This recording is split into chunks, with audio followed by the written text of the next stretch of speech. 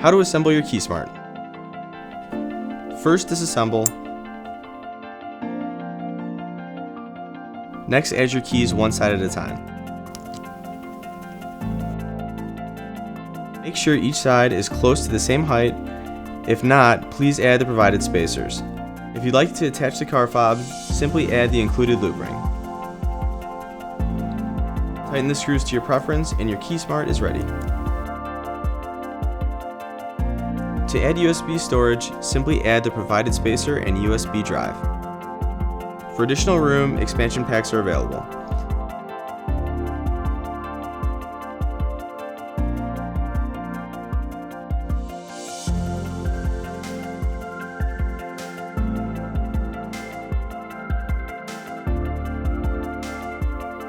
Be sure both sides are the same height, and if the screw sticks out the back, simply add the provided spacers to the inside of the KeySmart.